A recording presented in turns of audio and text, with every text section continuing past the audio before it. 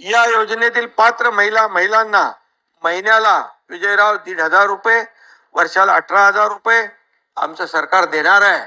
आणि कोणी शंका बाळगण्याचं कारण नाही. जुलै महिन्यापासून या 1 तारखेपासून कालच्या हे काम हा निर्णय झालेला आहे. 46,000 कोटी रुपये या राज्यातल्या माता भगिनींना देण्याचं काम सरकार करणार आहे. त्यामुळे खरं म्हणजे तुम्हाला आनंद व्हायला पाहिजे होता, पण काही जनतेला द्यायचं म्हटलं की विरोधकांच्या पोटामध्ये का दुखतं. काही लोकांना वाटतं 15 दिवसात हे फॉर्म भरा आणि पुढे काय होणार. तर त्याच्यामध्ये मी खुलासा करू इच्छितो. जो आपल्याकडे जुना डेटाबेस आहे त्याची सगळी माहिती घेऊन आपण त्याच्यावरती ज्यांचं आहे, जे बीपीएल खाली आहेत, 2.5 लाखापेक्षा ज्यांचं उत्पन्न कमी आहे, त्यांचा आपण तात्काळ त्यांचा डीबीटी त्यांच्या खात्यात जमा करू. त्यांचा समजा जुलै महिन्याच्या एंडला आलं, ऑगस्ट महिन्यात त्यांची प्रोसेस कंप्लीट झाली तर जुलै आणि ऑगस्टचे 2 महिन्याचे पैसे मिळतील. सप्टेंबरला झालं तर जुलै ऑगस्ट सप्टेंबरचे पैसे मिळतील.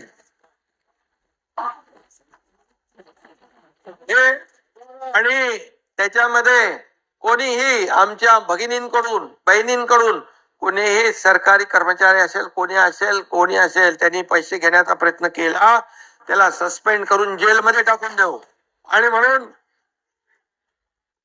आणि त्यामुळे आम्ही जी.आर. काढला, त्याला टीका सुरू झाली, त्याच्यामध्ये हक्कभंग आणू असं म्हटलं, परंतु ते काय होत नाही. विजयराव, हक्कभंग तुमचा विरोध आहे कायला. आणि म्हणून त्याच्यात आम्ही विजयराव एक आणखी दुरुस्ती केली.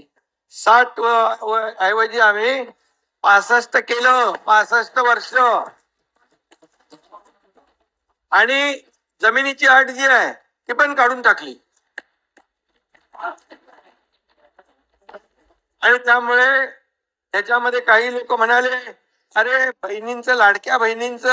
लाडक्या भावांचं काय, असं काही लोक म्हणाले.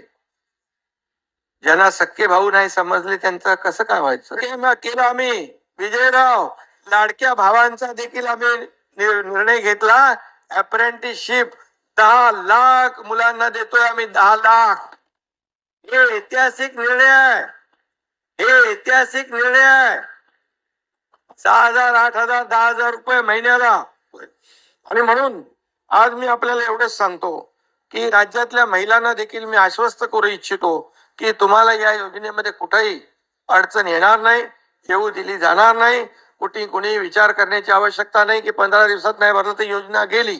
आम्ही सगळे भाऊ आपल्या सोबत आहोत या ठिकाणी मी आपल्याला खात्री देतो.